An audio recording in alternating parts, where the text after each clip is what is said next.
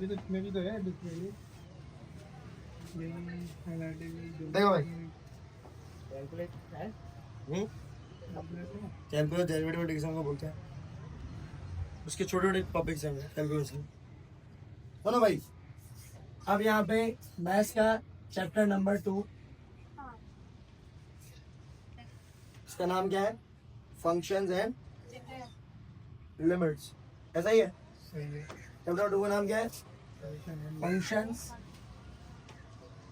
इसमें भी ग्राफ आ रहे हैं। नहीं ग्राफ वो आसान है, इतना मुश्किल नहीं, बनाने नहीं है। फंक्शन एंड लिमिट्स का पहला सवाल दिया है। शॉर्ट वाले सारे लॉन्ग की है। ये सब शॉर्ट किए हैं, कुछ सवाल इसमें आते हैं लॉन्ग में, मगर मुश्किल नहीं होते। खैर आप वो भी दिखा रही चैप्टर वाइज के कौन से शॉर्ट है वहाँ से नहीं है। ये थोड़ा चैप्टर होगा तो समझ आएगा ना तुम्हें, वरना भी ये चैप्टर है इसके अंदर से शॉर्ट ज़्यादातर आता है, लॉन्ग कम आता है, क्योंकि लॉन्ग के आगे बहुत सारे पैटर्न chapter तो फर्स्ट वाले पैटर्न वही फॉलो होगा, वही 10 सवाल वो करने शॉर्ट में और लॉन्ग में 5 सवाल करने। मतलब इंटीग्रेशन में चॉइस है। अब पहला होता था इंटीग्रेशन कंपलसरी होती थी, भाई ये कि इंटीग्रेशन तुम लोग आएगी, तुम लोग कर लेना। इंटीग्रेशन के भी अंदर भी 4 पार्ट आएंगे, कोई 3 करने होंगे या 2 करने होंगे, खत्म हो गया। वो आते होंगे तो कर लेना, आ जाते पीछे सवाल होगा। सही है। इस चैप्टर का नाम क्या है? Function and limits. सबसे पहले इसकी एक्सरसाइज है 2.1, कुछ डिटेलिंग इसकी समझ लो चैप्टर की। फंक्शन क्या है? We know a function is a rule और correspondence between any two empty set x and y such a way that each element x correspond to one element on y. Function कैसे कहेंगे कि x की तमाम value, सही है ना, one and only one element, मतलब एक्स की वैल्यू जो पुट कर रहा हूँ उसका आंसर मुझे कहाँ मिल रहा है? वाई में मिल रहा है। ये फंक्शन कहलाता है। Here is called the domain of the function and set of coordinate y is called the range। दो बातें यहाँ पर आ गई, एक का नाम है डोमेन, एक का नाम है रेंज। डोमेन सिंपल, आप उस चीज को बोलते हो जो आप इनपुट करते हो। रेंज वो होता है जो आउटपुट आता है। अब यहाँ पे क्या कह रहे हैं सवाल में कि भाई x का क्या होगा? हर जगह पे आंसर कितना आ रहा है? y आ रहा है, तो इसका मतलब x हमने पुट करा है और y मेरा आंसर आ रहा है। ठीक है, तो ये क्या होगा? डोमेन किसे कहते हैं? इनपुट को। रेंज किसे कहते हैं? आउटपुट को। x हमेशा हम पुट करते हैं, y का हमेशा आंसर आ जाता है। ये एक मैं जनरल एग्जांपल दे रहा हूँ, ऐसा होगा नहीं हमेशा। क्या पता कहीं पे आप y पुट करोगे x का आंसर आ रहा होगा, तो जो पुट करोगे वो इनपुट होगा, जो आंसर आएगा वो आउटपुट होगा। ठीक है। अच्छा, उसके बाद यहाँ पर कुछ ग्राफ्स है, वो ग्राफ्स इतना काम के है नहीं आपके, वैसे ग्राफ का कोई भी सवाल पेपर में नहीं आएगा। ठीक है ना। यहाँ पर लिखा हुआ है identify the domain and range of the following function through the following graphs. ये एक पार्ट में करवा रहा हूँ, बाकी पार्ट 2, पार्ट 3, पार्ट 4, पार्ट 5 आप खुद कर लेना। सही है। इसमें हुआ क्या है वो समझ लो। आपको एक ग्राफ बना के दे दिया, 2.1 की बात है नहीं, क्या कह रहे हैं 2.1 में? अच्छा, ये बहुत आसान सवाल है, आपको डोमेन और रेंज निकालना है। डोमेन निकालना है और रेंज निकालना है। अब ग्राफ के अकॉर्डिंग मुझे यहाँ पे 4 वो दिए गए, यहाँ होता है प्लस एक्स, यहाँ होता है प्लस वाई, यहाँ होता है माइनस एक्स, यहाँ होता है माइनस वाई। मुझे यहाँ दिया हुआ है 1 2 3 4, चेक कर लो 1 2 3 4। यहाँ दिया हुआ -1 -2 -3 -4 -4 -3 -2 -1। यहाँ 1 2 3 4 1 2 3 4, और यहाँ दिया -1 -2 -3 -4 -1 -2 -3 और -4। तो मतलब और ग्राफ कुछ यूं बना हुआ है इसका, तो मसला तो बताओ। हाँ, इस ग्राफ को देखकर मुझे क्या वैल्यू निकालनी है? डोमेन की और रेंज की। अब अगर हम बात करें डोमेन की और रेंज की, डोमेन हम यहाँ पर किसको कह रहे हैं? एक्स को। रेंज किसको बोलते हैं हम? वाई को। अगर हम डोमेन की बात करें तो ये जो ग्राफ है ये प्लस एक्स पे भी बन रहा है, माइनस एक्स पे भी बन रहा है। अगर आप इसको एक्सटेंड कर दो तो ये ग्राफ क्या पता ऐसा आगे तक जाएगा, आगे 9 10 11 तक भी जाए, यहाँ पर भी आगे तक जाएगा, ऐसा हो सकता है ना। तो इसका मतलब जो डोमेन है वो तो आपकी तमाम तर रियल नंबर है। रियल नंबर से मुराद क्या है कि मैं इसमें +1 पुट करूँ, -1 पुट करूँ, या फिर कोई भी पुट करूँ, वो सारे आंसर किसके होंगे? मेरे रियल नंबर्स के होंगे। ठीक है ना। मतलब अगर मैं यहाँ 1 पुट करता हूँ तब भी आंसर मौजूद है, मैं यहाँ 2 पुट कर रहा हूँ तब भी है, 3 पुट कर रहा हूँ, 4 पुट कर रहा हूँ, -1 -2 -3 -4, सारे आंसर मेरे रियल नंबर के इसमें मौजूद है। अच्छा एक पार्ट ये है कि अगर मैं पहला पार्ट कराऊंगा तो दूसरा तीसरा चौथा पांचवा देख लेना पीछे का आंसर सारे ऐसे होंगे। किसी में रियल नंबर लिखा हुआ होगा, किसी में कोई कंडीशन दे देंगे। इसमें क्या कंडीशन दे रहे हैं कि जो y है रेंज है वो उसको आंसर लिखते हैं हम सेट वेक्टर फॉर्म में। यहाँ देखोगे y upon y belongs to real number greater than equal to 0। अब इसका क्या मतलब है, अगर आप ग्राफ को जज करो तो ग्राफ के मुताबिक यहाँ लिखा हुआ है y की value, the value of y, इसका मतलब क्या है वैल्यू ऑफ y, इसका मतलब होता है बिलोंग्स टू, किससे बिलोंग्स कर रहा है रियल से, और वैल्यू है कितनी इसकी ग्रेटर देन इक्वल टू 0, क्योंकि y का आंसर इस पॉइंट पर भी आ रहा है तो 0 से बड़ी है या 0 है, उससे छोटी वैल्यू नहीं होगी। क्यों नहीं होगी, ये ग्राफ माइनस में आएंगे, ये इसका आंसर है बस।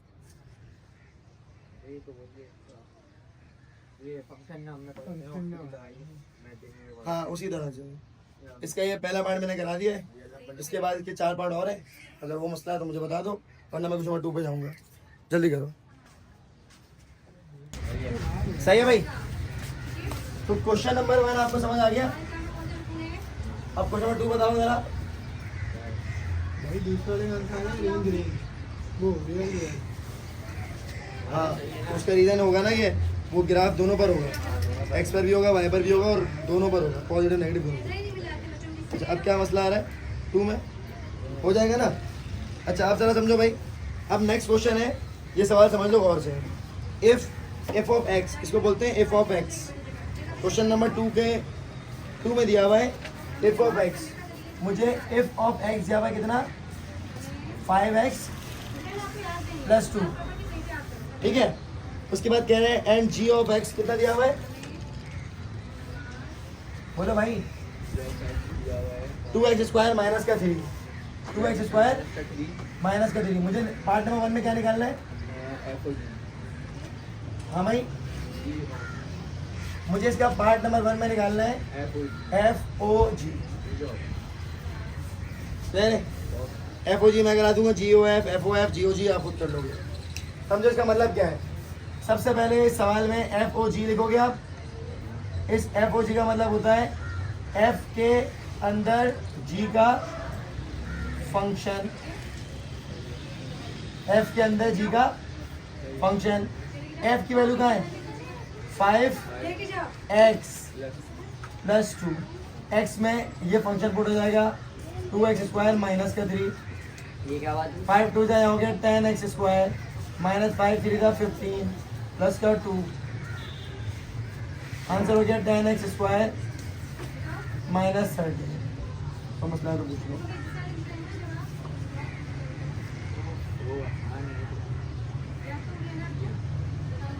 ठीक है, FOG का मतलब क्या है, f का जो भी फंक्शन है उसके अंदर मैंने g के फंक्शन को पुट करना है। मैंने g का फंक्शन कहाँ पुट करना होगा, जहाँ पर x की वैल्यू होगी, और ये वैल्यू पूरी की पूरी पुट करनी है। सिंपलीफिकेशन करनी आंसर आ जाएगा। चेक करो सही आ रहा है 2.1 2.1 का x² माइनस 13 सही है भाई। FOG मैंने करा दिया, GOF FOF GOG आप खुद कर लो। हाँ बताओ जरा, f of x दिया हुआ 2x, g of x, क्या दिया हुआ है मुझे, f of x, f of x f of x, g of x, कितना दिया हुआ है, f of x दिया हुआ है 2x, नहीं हाँ 2x दिया हुआ है, नीचे x minus 1, x -1। और सवाल क्या है, x plus 1 है, पहला पार्ट है ये, एक ही सवाल है। यही सवाल है वो, हाँ क्या है, 2x plus 1 है g of x, अच्छा x + 1 है, और निकालना है FOG x, FOG निकालना है, x की वैल्यू -5, और x की वैल्यू कितनी है। अब देखो सबसे पहले हम क्या करेंगे, हम निकालेंगे FOG। तो FOG = f के अंदर g का फंक्शन पुट करना है मुझे। f कितना है 2x, x के बदले क्या आ जाएगा x + 1। बात समझ आ रही है, मल्टीप्लाई करोगे हो जाएगा 2x + का 2, सही है। अब क्या करना है मुझे, ये आंसर आ गया किसका, FOG का। अब सवाल में कह रहे हैं x की वैल्यू कितनी है, मैंने पुट करनी है, तो FOG is equal 2 into minus का 5, यहाँ हो गया प्लस का 2, यहाँ हो गया 2 5 10 माइनस का 10 प्लस का 2, आंसर आ रहा है -8। समझता है तो पूछो।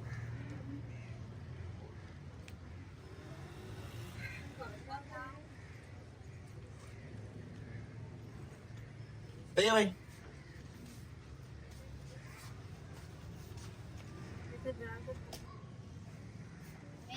इसमें क्वेश्चन नंबर 3 जिस तरह से है उसी तरह से क्वेश्चन नंबर 4 भी है, क्वेश्चन नंबर 5 भी है, ये हो जाएगा, ये मुश्किल नहीं है। 6 में थोड़ा सा एक स्टेप आपने याद रखना है बस, बाकी वो भी आसान है, ऐसा याद रखना है। जरा बताना मुझे 6 क्या है। क्वेश्चन नंबर 6 में कह रहे हैं f of x is equal to g okay सबसे पहले मुझे क्या दिया हुआ है, f of x कितना दिया हुआ है, x+2 f of x दिया हुआ है x+2, आगे G of x दिया हुआ है सर g of x कितना दिया हुआ है 3x-2 3x, माइनस और सवाल में क्या कह रहे हैं, R2 given function check find FOG inverse and GOF inverse अब ये कह रहे हैं कि आपने क्या करना है, सवाल में given two function find FOG inverse and GOF inverse. पहले आपने FOG और GOF का इनवर्स निकालना है, ये अलग सवाल है। तो मैं पहले कर लेता हूँ FOG का इनवर्स, ठीक है। FOG के इनवर्स के लिए सबसे पहले मुझे FOG निकालना होता है, पहले मैं FOG निकालूंगा, उसके बाद उसका इनवर्स आएगा। FOG कैसे निकालता हूँ बताओ भाई, FOG का मतलब क्या होता है, F के अंदर G का फंक्शन, यहाँ कितना हो जाएगा, f है x+2, x के बदले आएगा 3x माइनस का 2, यहाँ हो गया प्लस का, यहाँ हो गया 3x माइनस 2 प्लस का 2, यहाँ हो गया कितना 2 से 2 3x किसके बराबर हो गया, FOG के। कोई सवाल है यहाँ तक, ये तो आपने एज इट इज यहाँ तक करना है हर सवाल में, ठीक है। अब जो आंसर आया ना FOG का, इसको आप बोलते हो कि y बराबर है 3x के, हर सवाल में यही करना है। जो आप आंसर निकालते हो वो हमेशा क्या होता है, नहीं होता है। तो यहाँ y किसके बराबर हो गया 3x के, फिर आप यहाँ पे x को अलग कर लो, जब मैं x को अलग करूंगा x किसके बराबर हो जाएगा, हाँ y अपॉन 3 के। ये फर्स्ट स्टेप है जो अलग है, ये सेकंड स्टेप है जो अलग है। ये दो स्टेप करने के बाद आप यहाँ पे एक लाइन लिखोगे, लाइन क्या लिखोगे, रिप्लेस y, रिप्लेस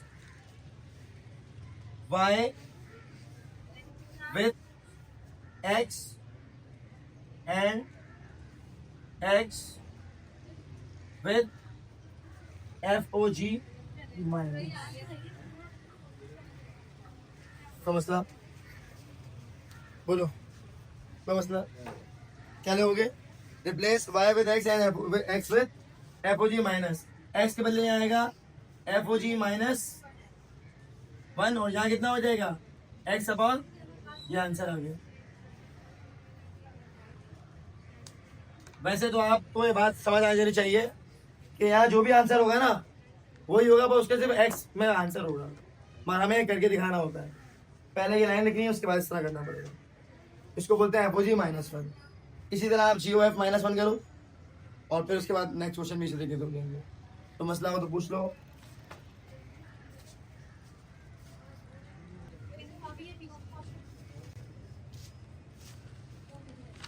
चैप्टर 3 पढ़ाएंगे ना, सुन लो पहले ये,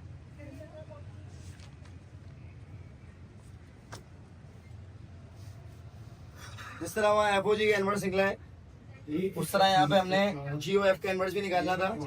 तो पहले मैं GOF निकालूंगा, उसके बाद उसका इनवर्स निकलेगा। जब मैं GOF को सॉल्व करता हूँ तो मैं G के अंदर F का फंक्शन पुट करता हूँ, ठीक है। यहाँ पर मुझे G कितना दिया हुआ है, G बराबर है मेरे पास 3x माइनस 2 के, उसके अंदर F पुट करना है, तो 3 इंटू x माइनस 2, x के बदले फंक्शन पुट करोगे x+2, यहाँ कितना हो जाएगा 3x प्लस का 3 2 6 हो जाएगा, माइनस का 2, सॉल्व करेंगे कितना आ रहा है 3x, यहाँ आ रहा है प्लस का 4, ये हो गया GOF। सेम प्रोसीजर यहाँ फॉलो करना है आंसर निकालने के बाद। इसको आप सपोज करते हो y, यहाँ हो गया 3x प्लस का 4, सही है। क्या क्या रहे फिर हैं? मुझे, अबे सुन तो लो, फिर मुझे क्या करना है, x को अलग करना है। x को अलग करने के लिए 4 यहाँ आएगा, यहाँ हो जाएगा y minus 4 is equal to 3x। अब 3 से मल्टीप्लाई होना है, 3 को डिवाइड कराओ, तो x is equal to y minus 4 divide by 3। अब सेम लाइन हम लिखोगे, replace y with x and x with GOF minus का 1 is equal to x minus 4 upon 3। ठीक है भाई, तो इस तरह GOF का आंसर लिखोगे। इसके बाद मजीद एक आगे क्वेश्चन है, उसके अंदर हमें क्या करना है, हमें इस GOF इनवर्स को, COF है क्या? बता रहा हूँ, इस GOF इनवर्स को हमें सॉल्व करना है। ये बराबर आएगा F इनवर्स ओ G इनवर्स, शायद ये है। तो अब मुझे F इनवर्स निकालना है, फिर G इनवर्स निकालना है, फिर F के अंदर G का फंक्शन पुट करना है। जब ये पुट कर लूंगा तो सेम आंसर यही आएगा इसका भी, तो यहाँ आ रहा है, तो प्रूव हो जाएगा। यहाँ हमारी 2.1 आपकी कंप्लीट हो गई है। नेक्स्ट क्लास में हम 2.2 पढ़ेंगे। ठीक है।